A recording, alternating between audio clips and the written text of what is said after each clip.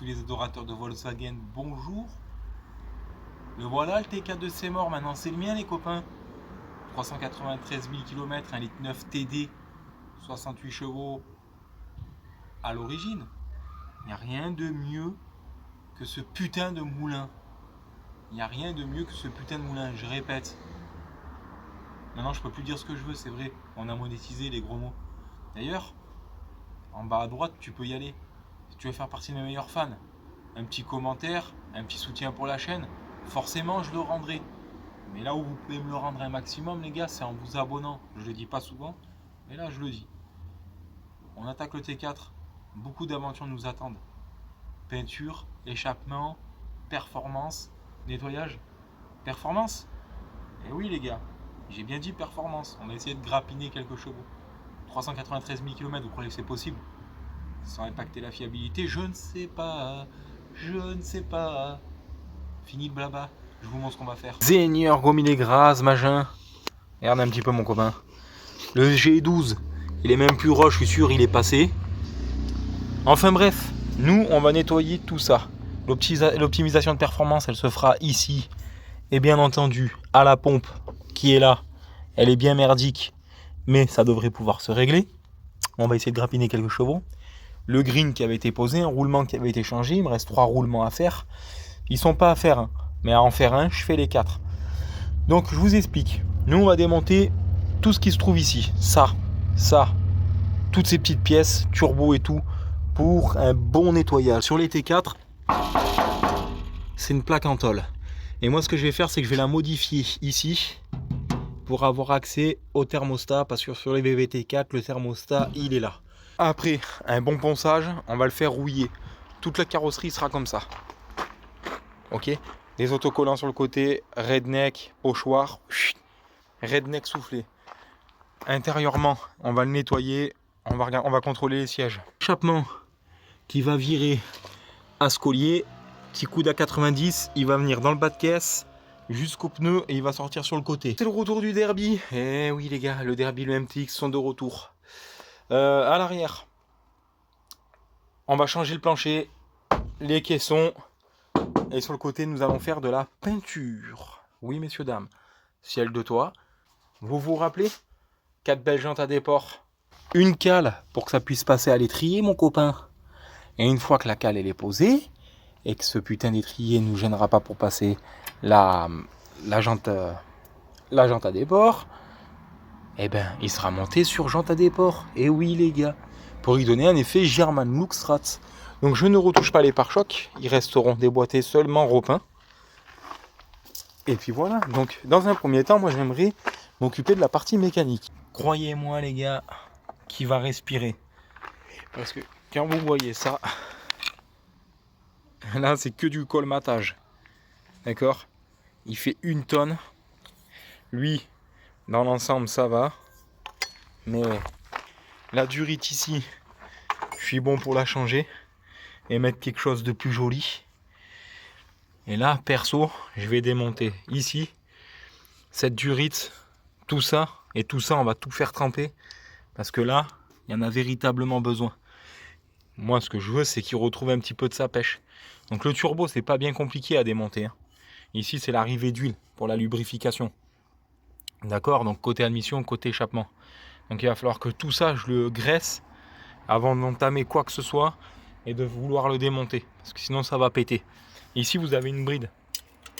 Alors cette bride, elle n'est pas là pour rien. D'accord? Ça, faut le laisser. C'est pas de la crasse. C'est le débit. Si vous le mettez en full, je suis pas sûr que ça fonctionne. On essayera, ça coûte rien. Ça fait déjà une bonne petite dizaine de minutes que ça trempe. Quand tu vois ça, mon pauvre, tu prends peur. Tu prends peur. Regarde comme ça s'est débouché. Regarde comme ça se débouche. Tu prends peur. Il y a du nettoyage là. Tu vois, ça marchera que de mieux. Hein.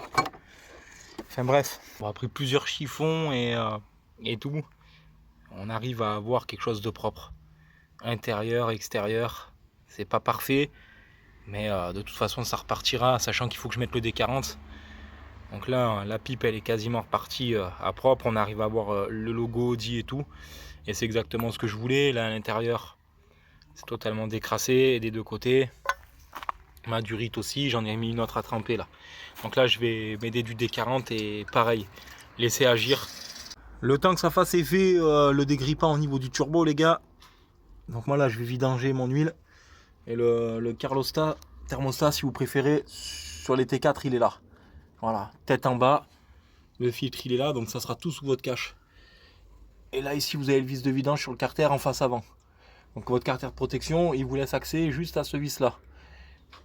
J'ai une fuite certainement quelque part par-ci par-là de l'huile. Comme vous voyez c'est bien gras, donc il va falloir que je contrôle cette fuite aussi. Pour pouvoir après y mettre un bon petit coup de Karcher, que ce soit propre.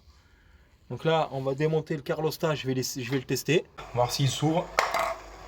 Il est donné pour 87, il devrait s'ouvrir. C'est bien ouvert. Hein, comme tu peux le voir là. Il est ouvert, impeccable. Donc il n'est pas grippé. Il fonctionne. Donc moi je vais le charger en D40 et je vais le remonter. Et là il se referme petit à petit. On peut voir qu'il se referme. Voilà. Donc voilà comment on teste un thermostat. Tout simplement en faisant bouillir de l'eau. Donc ce petit goupillon là vous permettra de faire sauter celui-là. Et après d'optimiser le réglage. Marquage hein, de fait à l'origine. Il y a un marquage. Ah, voilà, ça c'est le contre-écrou ça. Ça c'est le contre-écrou. Vous le démontez. Vous le faites sauter ici. Et donc là il va falloir que je le fasse sauter. Et lui vous lui faites faire un demi-tour. Ou un tour si vous voulez vraiment gagner. Mais si vous ouvrez d'un tour, il vous faudra ouvrir la pompe. Vous voyez? Donc c'est ce que je ferai éventuellement. Si ça s'y prête. C'est remonté les gars. On va faire la pointe liquide G11. Voilà. Donc je vais voir ce que ça donne. Hein.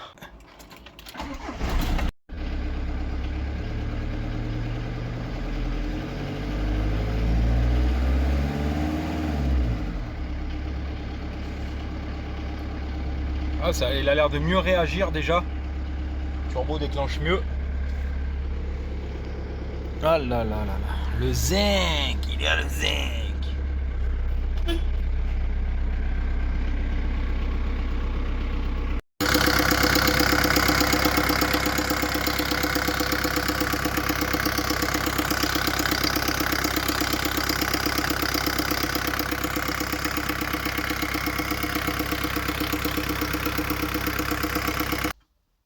Donc les gars, on se retrouve le lendemain de la vidéo. Comme tu as pu voir, je me suis changé, je me suis mis propre.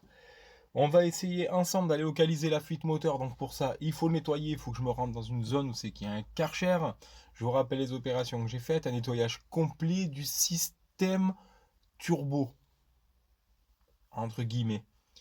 Comme vous avez pu voir, c'était vachement obstrué. Donc on a fait aussi la vidange avec de l'huile 1040 Préco pour VV. Et j'ai mis du G11. Alors la différence entre le G11 et le G12, c'est que le G11, c'est pour les véhicules Volkswagen qui sont un peu plus anciens. Ça s'utilise quand même sur les radiateurs alu et laiton. Volkswagen, que du G11, que du G12, rien d'autre les gars. Sinon, vous partez à des problèmes comme de la corrosion dans les radiateurs. On va faire un petit démarrage à froid. J'ai mis le starter parce que sur ce véhicule-là, il y a le starter, même si c'est un gazouze. Donc on va voir déjà s'il réagit mieux au démarrage. Là, je suis en réserve, bien entendu. Plutôt bien. Ça démarre plutôt bien. Donc, je vais enlever le starter de suite. Avant de partir, c'est vrai que j'ai fait du compensé dans cette vidéo pour éviter de vous faire des vidéos d'une heure. Sinon, si j'aurais dû expliquer chaque opération des pièces que j'ai démontées, ça m'aurait pris un temps fou. Si vous voulez de l'aide, pour ceux qui viennent à s'aventurer dans un T4, un 1.9 TD, c'est avec grand plaisir. Pour ceux qui veulent augmenter la performance de leur turbo et de leur pompe à injection, c'est avec grand plaisir, sachant que nous n'avons pas encore ouvert la pompe. Dans cette étape-là, je vous ai montré que le turbo, donc moi, j'ai resserré ma wastegate d'un demi-tour complet. On peut aller jusqu'à un tour et demi selon les turbos, selon les moteurs. Un tour et demi, ou même des fois, il y en a même qui vont à fond. Alors attention, ça peut impacter la fiabilité du moteur, mais il y en a qui se comportent très bien. Donc là, ce qu'on va faire, c'est qu'on va aller essayer. Je vais vous dire comment il réagit. On va aller à la station de lavage, on va laver le bloc. Alors le T4, les gars, c'est un véhicule qu'il ne faut pas bousculer à froid. Donc je vais attendre qu'il sorte de sa zone de froid pour pouvoir vous le faire pousser un petit peu. Et à ce moment-là, j'espère qu'on va attendre le turbo ensemble.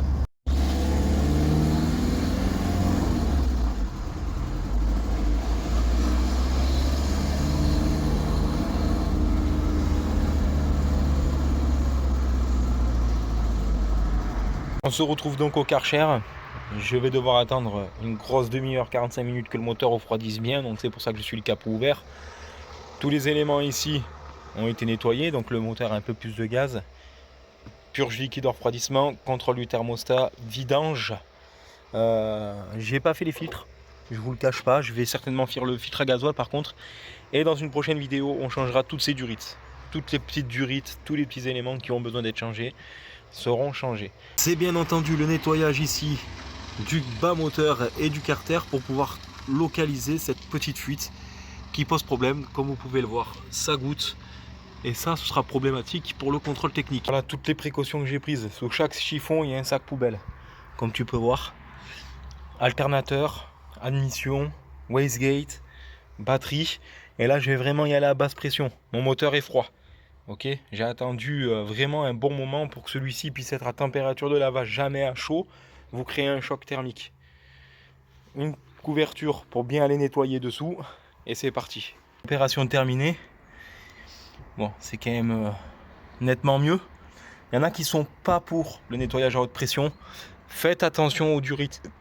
Avec le nettoyage à haute pression, c'est super important. Comme tu peux voir, ma batterie est sale, donc c'est qu'elle est restée bien sec. L'admission aussi. Donc là, je vais mettre un petit coup de chiffon partout. Et comme tu peux voir, dessous, il est quand même beaucoup moins gras. Donc ça a fait vraiment le boulot. Je me suis pas servi de décapot, rien, que du démoussant. J'en ai profité pour mettre un coup sur le camion, bien entendu. Histoire que quand on attaque le ponçage, il soit à peu près propre.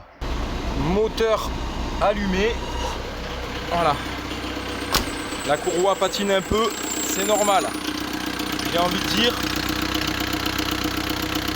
ça y est. Donc les gars, vous avez pu voir la première partie de cette vidéo mécanique. La seconde, ce sera les 3 roulements qui nous restent à faire. Donc conducteur, les 2 derrière. Et ensuite, il nous restera à contrôler d'où vient cette vilaine fuite. Une petite vidange de boîte est prévue, tout le reste est en bon état. Nous irons ensemble au contrôle technique, voir combien il rejette de CO2 au mètre cube d'air, parce que c'était important de savoir si mon nettoyage a fait son effet. Et puis on se retrouve très bientôt pour de nouvelles aventures. C'était le Zenko Zinok pour la team Vintage Mécanique les gars. Allez, à bientôt.